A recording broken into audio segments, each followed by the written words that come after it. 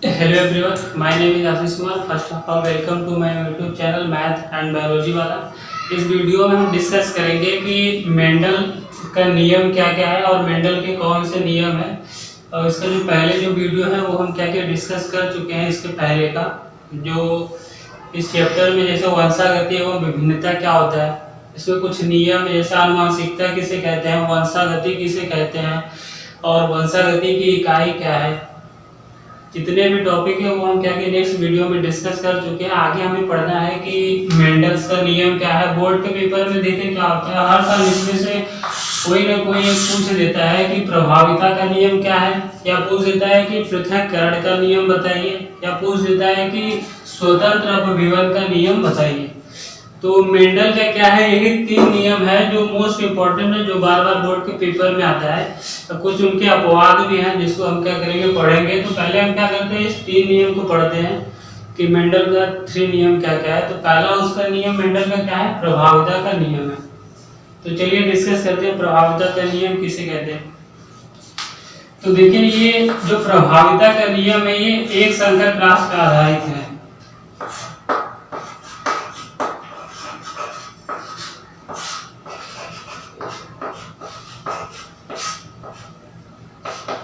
किस पे आधारित है, एक संकर क्रॉस पे। अगर आपको पता नहीं कि एक संकर क्रॉस क्या होता है तो पिछले वीडियो में जाकर वहां पे देख सकते हैं कि वहां पे वो परिभाषा मिल जाएगा कि एक संकर क्रॉस क्या होता है। लेकिन इसको बताने के लिए हम क्या करते हैं, थोड़ा सा इसको बता देते हैं। तो देखिए, एक संकर क्रॉस उसे कहते हैं जब हम एक जोड़ी विपरीत लक्षणों को ध्यान में रख के संकरण कराते हैं, तो उस संकरण को हम कहते हैं एक संकर क्रॉस। जैसे समझिए कि इस नियम पे हम कैसे समझते हैं। देखिए, इस नियम के अनुसार यह है कि जब हम पैतृक पीढ़ी में किसी एक जोड़ी विपरीत लक्षण को लेकर संकरण कराते हैं तो F1 पीढ़ी में क्या होता है, सदैव प्रभावी लक्षण उत्पन्न होता है या अपने आप को प्रकट करता है। इसलिए इस नियम को हम प्रभाविता का नियम कहते हैं। इसको दर्शाने के लिए मेंडल ने सबसे पहले उन्होंने क्या किया था, जैसे आप एग्जाम्पल के तौर पे समझे तो मेंडल ने उन्होंने क्या किया, सबसे पहले एक मटर के लंबे तने वाला पौधा लिया। इसको उन्होंने कैपिटल टी जीन से क्या किया, डिनोट किया। तो इसको बोलेंगे क्या है, लंबे तने वाला ये पौधा है और ये क्या है, प्रभावी है। ठीक, दूसरा उन्होंने क्या लिया, बौना तनक लिया। इसको उन्होंने स्मॉल टी और स्मॉल टी से क्या किया, प्रदर्शित किया।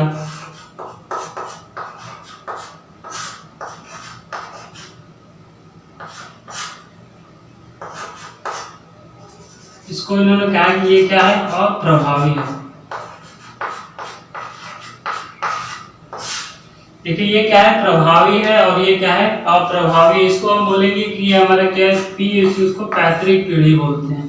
जो माता पिता जैसे होते हैं उसी तरीके से इसमें होता है।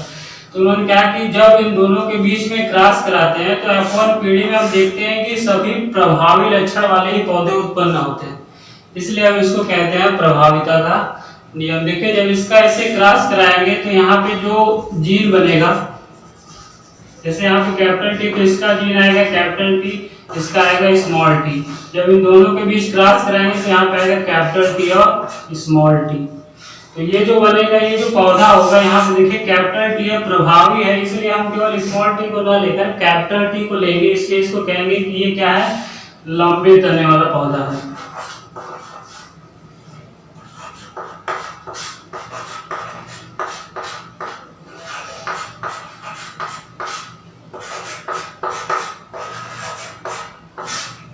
लंबे तने वाला पौधा है, लेकिन क्या है, ये शुद्ध लंबा नहीं, तो इसको कहेंगे ये संकर है। इसे हम हाइब्रिड भी कहते हैं। तो क्या है, संकर है। जैसे बार बार पेपर में पूछ देता है एंट्रेंस एग्जाम में भी कि मेंडल का कौन सा ऐसा संकरण है जो F1 पीढ़ी में हमेशा क्या होता है, विषम युग्मकी दर्शाता है। तो वो होता है प्रभाविता का नियम। इसमें क्या होता है, हमेशा विषम युग्मकी आता है। इसको F1 पीढ़ी बोलते हैं, फर्स्ट जनरेशन। ठीक है, तो ये हमारा हो गया प्रभाविता के नियम। अब इसको लिखेंगे कैसे, लिखेंगे कि जब मटर के लंबे तने वाले प्रभावी तथा बौने तने वाले अप्रभावी के बीच जब संकरण कराते हैं तो F1 पीढ़ी में हम देखते हैं कि सभी प्रभावी और लंबे तने वाले पौधे उत्पन्न होते हैं, जिसे हम प्रभाविता का नियम कहते हैं। ठीक है, इतना समझ में आ गया। अब हम नेक्स्ट क्या करते हैं, बात करते हैं कि पृथक्करण का नियम क्या है। प्रभाविता का नियम इतने में ही क्या होता है, ये खत्म हो जाता है। नेक्स्ट बात करते हैं पृथक्करण का नियम क्या है। तो देखिए, जो पृथक्करण का नियम है ये भी क्या है, मेंडल की एक संकर क्रास पर ही आधारित है। एक संकर क्रास पे क्या है, आधारित है पृथक्करण का नियम। हम कहते हैं कि इस नियम के अनुसार प्रत्येक युग्मक में उपस्थित एक लक्षण हमेशा शुद्ध या पृथक होता है। फिर से दोहरा दें, हम कहते हैं कि इस नियम के अनुसार प्रत्येक युग्मक में उपस्थित एक लक्षण हमेशा शुद्ध होता है, परंतु क्या होता है, जो संकरण के समय वो छिपा या दबा रहता है, परंतु जैसे उसे अवसर मिलता है वो अपने आप को प्रकट करता है, जिसे पृथक्करण का नियम कहते हैं, या इसी को युग्मकों की शुद्धता का नियम भी कहते हैं। तो इसको दर्शाने के लिए मेंडल ने सबसे पहले क्या किया था, उन्होंने मटर का वही सेम लिया था, लंबे तने वाले को प्रभावी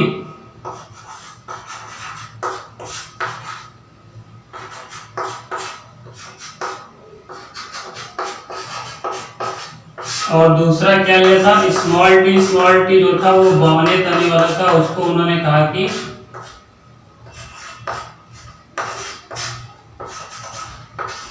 अप्रभावी है।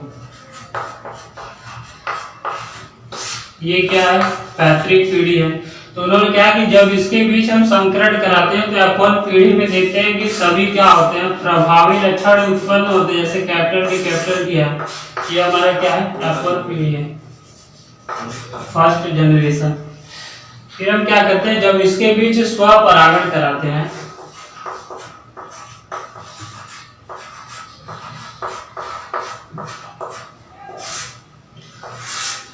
स्वपरागण आपको नहीं पता है तो नेक्स्ट वीडियो में, इसके पिछले वीडियो में जाके देख सकते हैं, वहां पे बताया गया है कि स्वपरागण क्या होता है।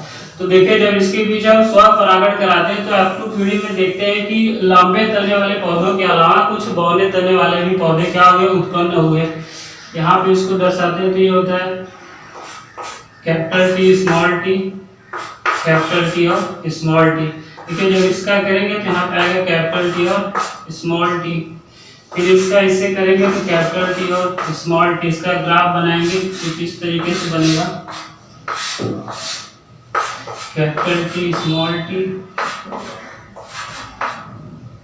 जब इसका इससे क्रॉस कराएंगे तो यहाँ पे क्या आएगा, कैपिटल टी आएगा। फिर इसका संकरण इससे कराएंगे तो कैपिटल टी और स्मॉल टी आएगा। फिर इस स्मॉल टी का इसके साथ कराएंगे, कैपिटल टी और स्मॉल टी आएगा। फिर इस टी का क्या करेंगे, इससे कराएंगे तो आएगा स्मॉल टी और स्मॉल टी आएगा। इसको बोलेंगे क्या है, ये F2 पीढ़ी, जिसको सेकेंड जनरेशन कहते हैं। ठीक है, तो जब इसके भी संकरण कराएं तो देखिए यहाँ पे क्या है, ये लंबा तने वाला है, ये भी लंबा है, ये भी लंबा है, लेकिन यहाँ पे क्या है, ये बौने तने वाला पौधा भी उत्पन्न हो गया। तो इसलिए हम इसको कहते हैं पृथक्करण का नियम या युग्मकों की शुद्धता का नियम। तो इसका अभी पूछता है कि इसका जीनोटाइप क्या होता है और फिनोटाइप क्या होता है।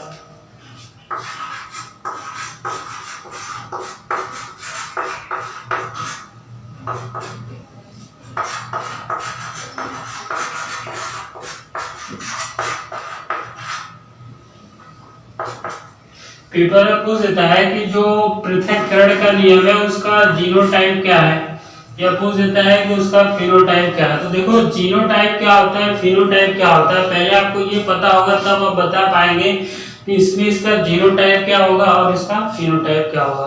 तो जीनोटाइप किसे कहते हैं, देखो जीनोटाइप जो होता है किसी जीव की आनुवांशिक संरचना को प्रदर्शित करता है, उसे हम जीनोटाइप कहते हैं।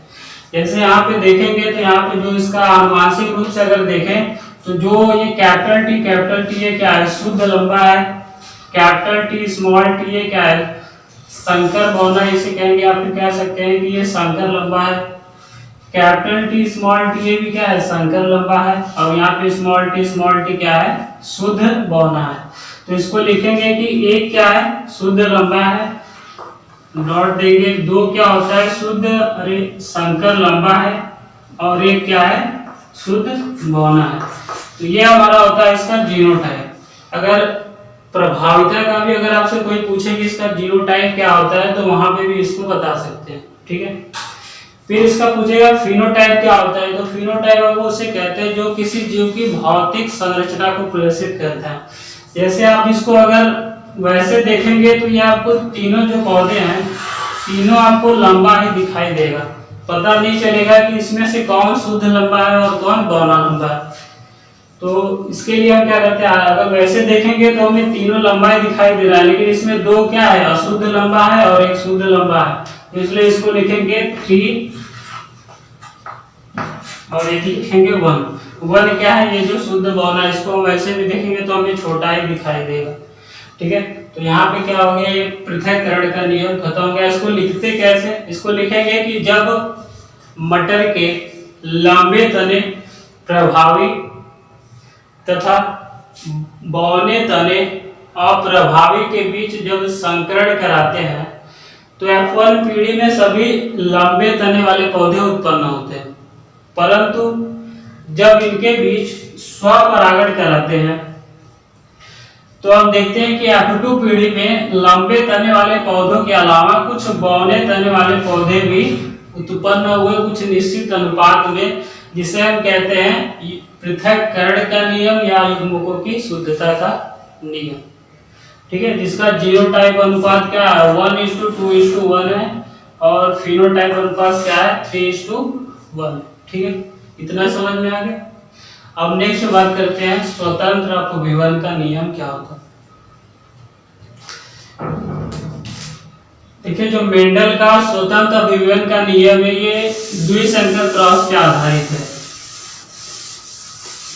किस पे आधारित है, द्विसंकर क्रॉस पे। एक नंबर में क्या होता है, कभी कभी परिभाषा पूछ देता है कि एक संकर क्रॉस क्या होता है, द्विसंकर क्रॉस में अंतर क्या है।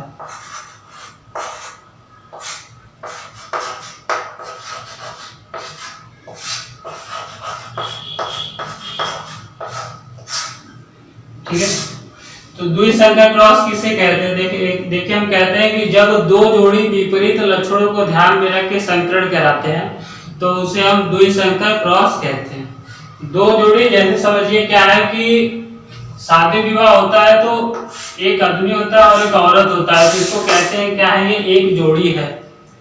वहीं पे अगर क्या है 2 औरत है और 2 पुरुष है तो इसको कहते हैं ना कि ये क्या है 2 जोड़ी है। तो उसी तरीके से द्विसंकर क्रॉस में हम क्या करते हैं 2 जोड़ी लक्षण लेकर संकरण कराते हैं, तो इसलिए इसको हम कहते हैं द्विसंकर क्रॉस।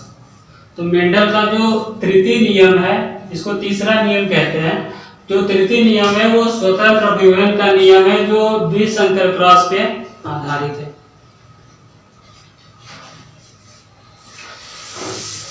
तो इसको लिखते कैसे, तो हम कहते हैं कि इस नियम के अनुसार प्रत्येक युग्मक में उपस्थित प्रत्येक लक्षण क्या होता है,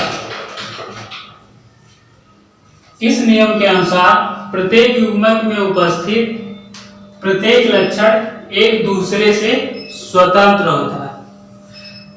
इन्हीं लक्षणों में क्या होता है, निर्माण के समय अनेक विभेदी लक्षण आ जाते हैं जिसे हम स्वतंत्र अपविभन का नियम कहते हैं।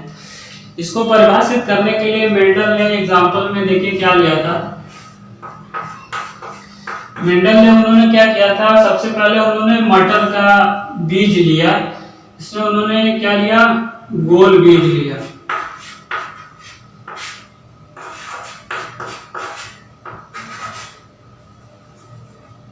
मटर का गोल बीज लिया जिसको उन्होंने क्या किया, कैपिटल आर और कैपिटल आर से उसको प्रदर्शित किया।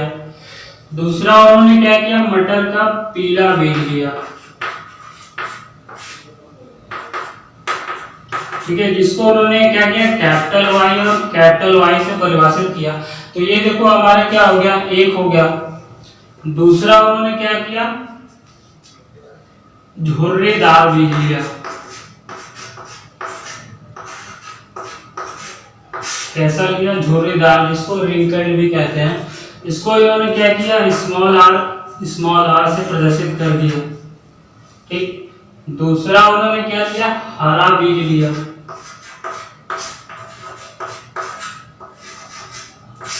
जिसको इन्होंने क्या किया, स्मॉल वाई और स्मॉल वाई से प्रदर्शित कर दिया। तो यहाँ पे देखिए हमारे पास क्या है, दो जोड़ी विपरीत लक्षण आ गया। यहाँ पे क्या है, गोल है, और यहाँ पे क्या है, झुर्रीदार है। यहाँ पे पीला है, यहाँ पे हरा है। ये भी क्या है, हमारा बीज है।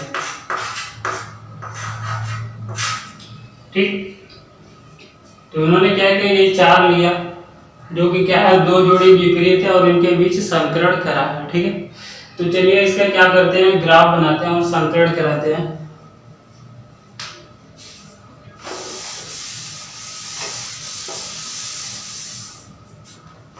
देखिए उन्होंने क्या किया, कैपिटल आर लिया जो क्या है, गोल है। कैपिटल वाई क्या है, पीला है। इसका किससे कराएंगे, स्मॉल और जो क्या है, झुर्रीदार है। स्मॉल वाई क्या है, हरा है। ये हमारा हो गया पैतृक पीढ़ी। तो उन्होंने क्या किया, जब इसके बीच संकरण कराया तो F1 पीढ़ी में देखा कि सभी क्या थे, गोल और पीले बीज वाले ही पौधे उत्पन्न हुए। देखिए ये क्या है, ये प्रभावी है। इस चीज का आप ध्यान रखिएगा कि ये क्या है, प्रभावी है, और ये क्या है, अप्रभावी है। प्रभावी का मतलब ये कि अगर मान लीजिए संकरण करा रहा है, अगर उसमें कैपिटल आर कहीं भी दिख रहा है तो वो कैपिटल आर का लक्षण प्रकट करेगा, ना कि स्मॉल आर का। ठीक है, तो जब इसके बीच संकरण कराया तो उन्होंने देखा यहाँ पे आया कैपिटल आर आएगा, स्मॉल आर, कैपिटल वाई और स्मॉल वाई। ये जो बीज उत्पन्न हुआ है इसको कहेंगे, ये पीला है, गोल पीला बीज। गोल पीला बीज वाला जो पौधा उत्पन्न हुआ F1 पीढ़ी में क्या हुआ, हमारे उनको गोल और पीला बीज वाला पौधा उत्पन्न हुआ। ठीक है, तो अब क्या करते हैं, इसके बीच स्वपरागण कराते हैं।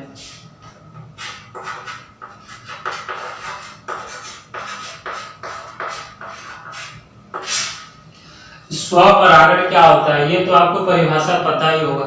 ठीक है, तभी आपको पता चलेगा कि इसमें स्वपरागण में लिख रहे हैं तो स्वपरागण का मतलब क्या होता है। ये जानना है तो आप नेक्स्ट वीडियो में जाके देख सकते हैं, इसके पहले वाले में। तो चलिए इसका ग्राफ बनाते हैं। स्वपरागण में हमने कैसे कहा था, यहाँ पे लेंगे capital R small, capital Y small, यही वहां पे इसको क्या करेंगे, 2 बार लिखेंगे, capital R small, capital Y small. अब यहाँ पे देखिए क्या है, इसका युग्मक निर्माण कैसे करते हैं। यही क्या होता है, लोगों को नहीं आता है तो चैटबॉट जो बनाना होता है वो नहीं बना पाते, भूल जाते हैं। तो इसको निर्माण करने के लिए हम सबसे पहले क्या करेंगे, इसका इससे मल्टीप्लाई करेंगे तो आएगा कैपिटल आर कैपिटल वाई। फिर इसका इससे करेंगे कैपिटल आर स्मॉल वाई। फिर इस आर का इस वाई से करेंगे तो स्मॉल आर कैपिटल वाई। फिर इस आर का इस स्मॉल से करेंगे स्मॉल आर स्मॉल वाई। ठीक है, इसी तरीके से इसमें भी करेंगे तो ये भी हो जाएगा capital R capital Y, capital R small Y. इसका इससे करेंगे small R capital Y, small R और स्मॉल वाई। ठीक है, इतना देखिए हमको क्या हो गया, युग्मक का निर्माण जो करना था हमें मिल गया कि हमें इसके और इसके बीच लेकर क्या करना है, ग्राफ बनाना है और देखना है कि F2 पीढ़ी में क्या नए पौधे भी उत्पन्न होते हैं बीज वाले। ठीक है, तो चलिए इसको बनाते हैं। यहाँ पे इतना आपको समझ में आ गया होगा, तो यहीं से बनाते हैं।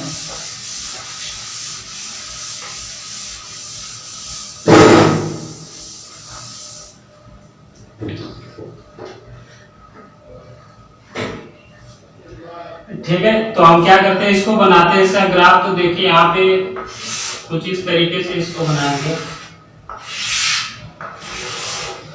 यहाँ पे 4 है तो 4 लेंगे, एक छोटा हो जाएंगे, 1 2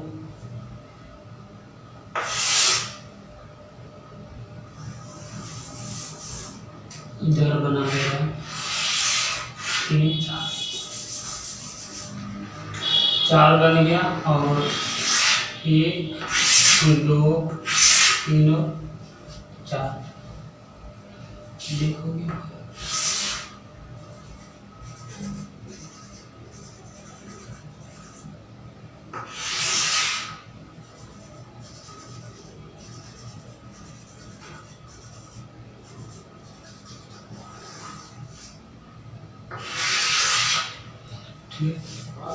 तो यहाँ पे क्या है, इस कैपिटल आर है कैपिटल वाई, तो इसको यहाँ लिखेंगे कैपिटल आर कैपिटल वाई।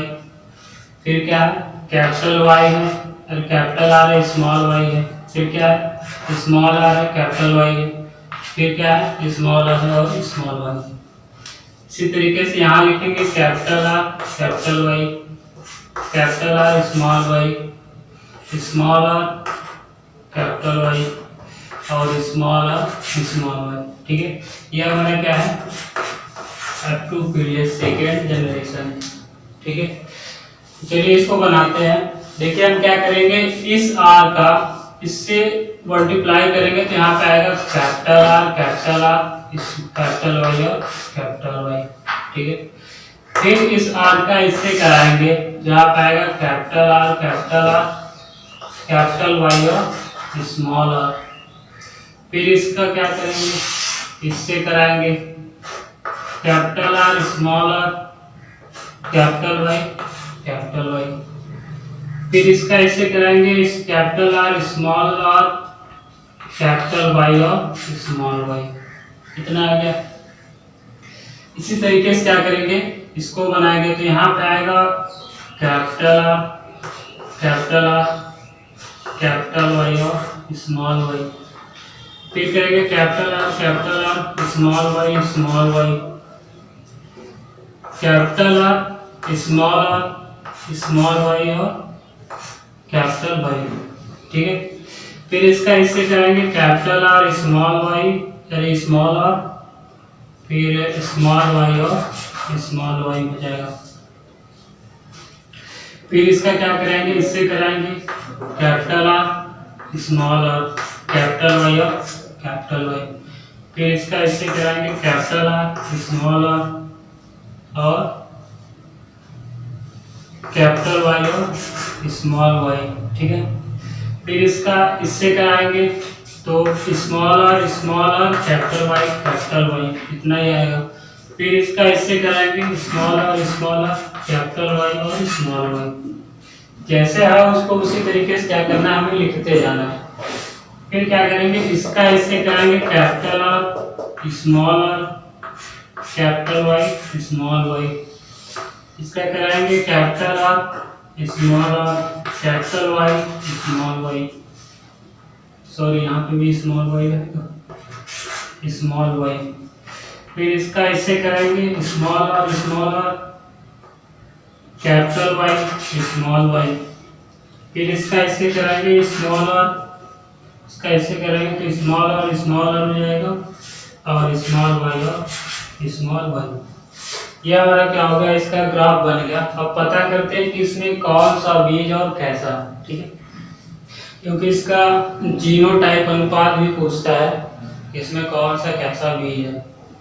तो देखिए यहाँ पे क्या है, कैपिटल आर है कैपिटल वाई। तो आपको पता है कि जहाँ पे कैपिटल आर है इसको गोल बोलेंगे और कैपिटल वाई तो पीला। तो कोई भी सिंबल बनाते हैं, जैसे यहाँ पे क्या है, गोल है और पीला है। यहाँ पे भी देखिए कैपिटल आर कैपिटल वाई है स्मॉल वाई, तो ये भी क्या हो जाएगा, गोल और पीला हो जाएगा। यहाँ पे देखिए कैपिटल आर है स्मॉल आर कैपिटल वाई, तो यहाँ पे आर क्या है, प्रभावी है, इसलिए हम यहाँ पे कह रहे हैं कि ये क्या है, गोल और पीला है। ठीक है, यहाँ पे भी देखेंगे तो ये भी क्या है, गोल और पीला है। तो यहाँ पे देखिए कैपिटल आर कैपिटल वाई, ये भी क्या होगा, गोल और पीला है। यहाँ पे देखिए कैपिटल आर है स्मॉल वाई है, तो कैपिटल आर क्या है, गोल है और स्मॉल वाई किसके लिए है, हरे के लिए है। तो ये गोल और हरा बीज है, तो इसके लिए कोई अलग सा सिंबल बना देते हैं, जैसे हम कर देते हैं ये क्या हो गया, गोल और हरा बीज है। ठीक है, यहाँ पे देखिए capital R small Y capital Y, तो ये क्या होगा, गोल और पीला हो गया। यहाँ पे देखिए कैपिटल आर है स्मॉल वाई, तो ये भी क्या हो गया, गोल और हरा हो गया। ठीक है, यहाँ पे देखिए ये आर है, कैपिटल आर है, कैपिटल वाई, तो ये क्या हो गया, गोल और पीला हो गया। ये भी क्या हो गया हमारा, गोल और पीला हो गया। यहाँ पे देखिए स्मॉल आर किसके लिए, झुर्रीदार है, और ये क्या है, झुर्रीदार पीला है, तो इसका कोई अलग से सिंबल बना देते हैं। तो ये क्या है, झुर्रीदार और पीला है। यहाँ पे देखिए झुर्रीदार है और क्या है, पीला है, तो झुर्रीदार पीला का सिंबल हो गया। फिर यहाँ पे देखिए कैपिटल आर है, स्मॉल वाई, कैपिटल वाई, तो ये भी क्या हो गया, गोल और पीला हो गया। ठीक है, यहाँ पे देखिए कैपिटल आर है, स्मॉल वाई, तो ये क्या है, गोल और हरा है, तो गोल और हरे के लिए सिंबल यहाँ पे बना है स्टार करके, तो ये गोल और हरा हो गया। फिर ये क्या है, देखिए झुर्रीदार है और क्या है, पीला है, तो झुर्रीदार पीले के लिए सिंबल बना है, यहाँ पे क्या हो जाएगा, ये झुर्रीदार और पीला है। यहाँ पे देखिए एक नया बीज बन गया जो क्या है, झुर्रीदार भी है और क्या है, स्मॉल और झुर्रीदार, और ये क्या है, झुर्रीदार हरा बीज हो गया। तो इसके लिए कुछ अलग से सिंबल बस ऐसे कर देते हैं। ये क्या है, झुर्रीदार और हरा। यहाँ पे देखिए कोई भी झुर्रीदार हरा नहीं है, एक नया बीज क्या हो गया, उत्पन्न हो गया इस संकरण में। ठीक है, इसका क्या करते हैं, जीनोटाइप लिखते हैं।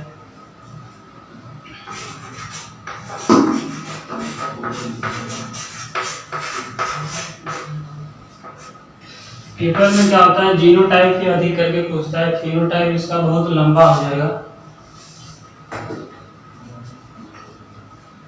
यहाँ पे देखिए कितना है, 1 2 3 4 5 6 7 8 9 है, तो इसको लिखेंगे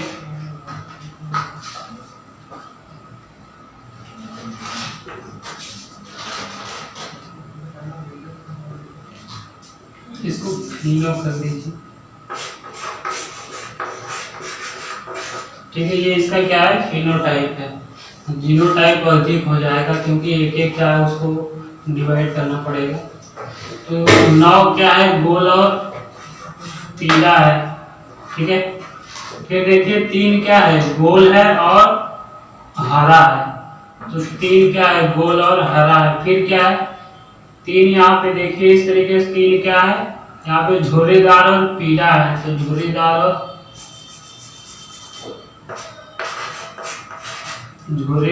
क्या है, पीला हो गया। फिर यहाँ पे एक नया बीज उत्पन्न हुआ जो क्या है, हरा है और झुर्रीदार है, तो ये बन हो जाएगा। ये क्या होता है, इसका फिनोटाइप अनुपात होता है। जीनोटाइप करेंगे तो इसका अधिक हो जाएगा, जैसे 9 कितने हैं तो एक एक का जैसे अंतर है, जैसे आप देखिए कैपिटल और कैपिटल वाई, स्मॉल वाई, यहाँ पे क्या है, स्मॉल आर है, तो इस तरीके से अधिक हो जाएगा। तो इतना ही बस याद रखिए कि इसका फिनोटाइप अनुपात क्या है, 9:3:3:1। ठीक है, तो इसको लिखते कैसे, पिछला वाला ग्राफ याद करिएगा। हम कहते हैं कि जब मटर के गोल पीले बीज वाले प्रभावी तथा हरे और झुर्रीदार बीज वाले अप्रभावी के बीच जब संकरण कराते हैं तो F1 पीढ़ी में सभी गोल और पीले बीज वाले पौधे ही उत्पन्न होते हैं।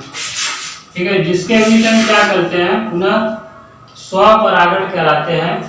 तो F2 पीढ़ी में हम देखते हैं कि गोल पीले प्रभावी तथा हरे और झुर्रीदार अप्रभावी के अलावा कुछ नए पौधे, एक अन्य पौधा भी उत्पन्न हो गया, जैसे यहाँ पे क्या है, हरा है और झुर्रीदार है, पौधे भी क्या हो गए, उत्पन्न हो गए। इसलिए हम इसको कहते हैं स्वतंत्र अपविवन का नियम या स्वतंत्र अपविवन का नियम। ठीक, इतना आपको समझ में आ गया होगा। तो इतनी इस वीडियो में क्या करता है, जितना ही मेंडल का ये 3 नियम है जो हम क्या कि इसको पढ़ लिए, शेष क्या करेंगे अब आगे पढ़ेंगे जो भी इस चैप्टर में जितना भी कुछ बचा हुआ है। ठीक है, अगर वीडियो अच्छा लगा तो प्लीज चैनल को लाइक, कमेंट और सब्सक्राइब करिएगा। Thank you.